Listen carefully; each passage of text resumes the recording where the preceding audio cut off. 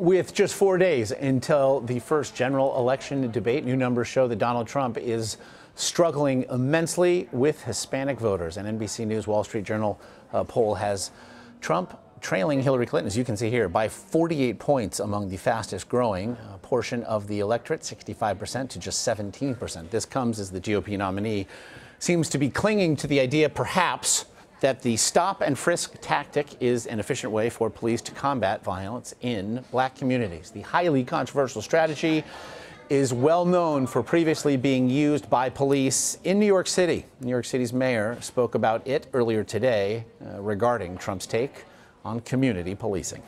Crime has gone down consistently since we actually stopped using it. Bill Bratton would say that what we need to do if we want more safety was bring police and community closer together. That's what proved to be the case. So, Donald Trump talks about stop and frisk like he knows the facts. He has had no experience with policing, no experience with public safety.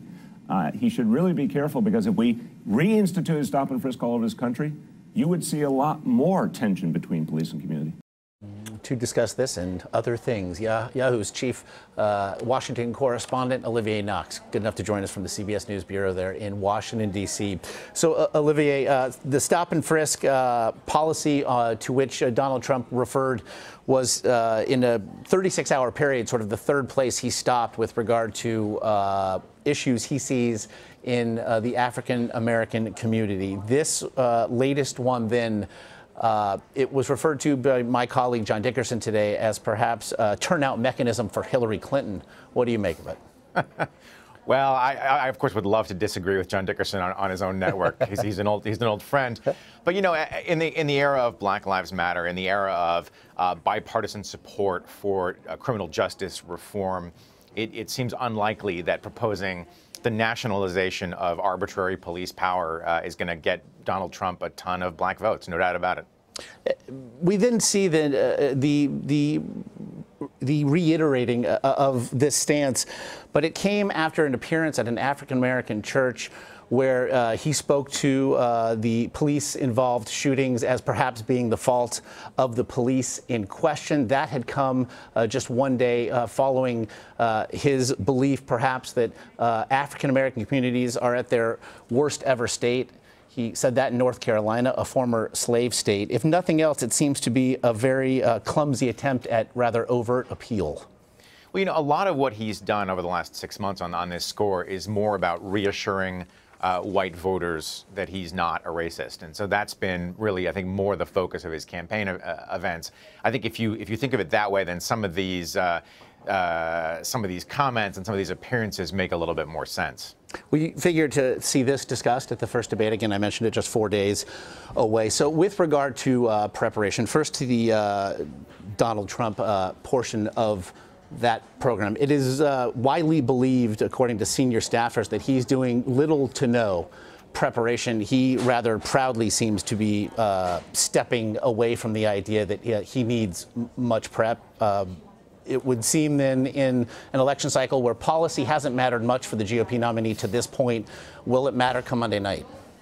So will policy matter Monday night? That's a really interesting question. One of the signature Donald Trump campaign initiatives is the construction of a border wall separating the United States and Mexico. So in broad terms, sure, that's going to come up. In broad terms, policy will get an airing at the debate. The question really is whether voters respond to going into the weeds on policy. And on that score, I'm less convinced.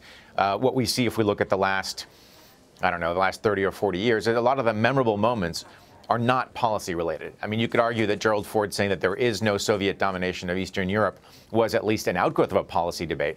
You could look at a couple other moments like that.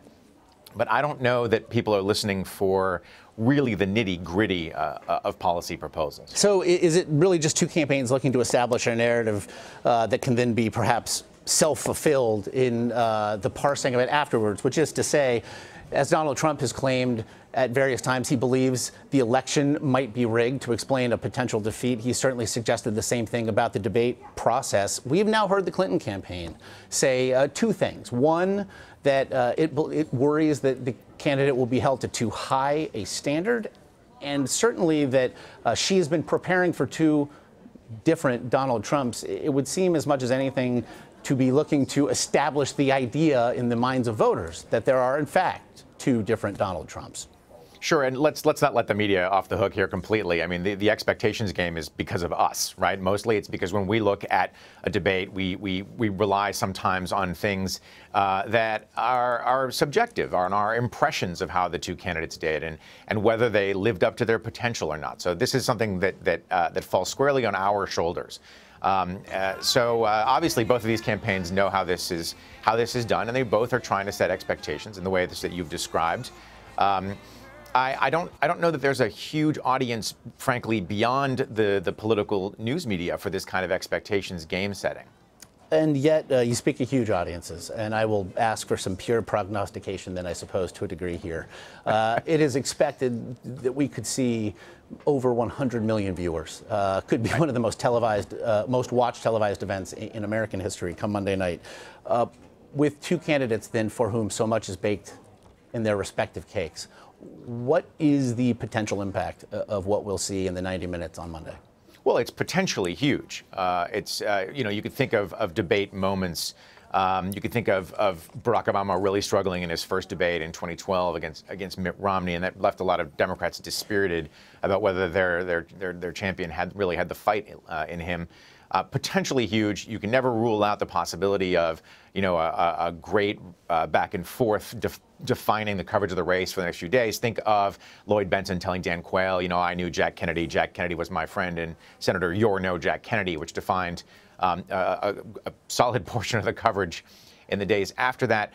I'm not totally sure how many undecided voters are going to tune in. That's very, very important. We'll know a lot more after Monday. How many people really need to meet these two candidates in an election that's been as closely watched as this one has. And I think, for Donald Trump, I think actually there's a lot of pressure because if you look at battleground states and if you look at the race nationally, he hasn't really led her. And so he is looking for something the race is tightened, but he's never led. He does need to shake this up a little bit more. All right. Olivier Knox, Yahoo News, as always, your insights very much appreciated. Thanks, Josh. And as we mentioned, the first presidential debate now just 4 days away. Hillary Clinton, Donald Trump on a stage at Hofstra University in Hempstead, New York, on the island. You can stream the whole thing live right here on CBSN Monday, September 26th. Primetime coverage begins here at 7 p.m. Eastern Time.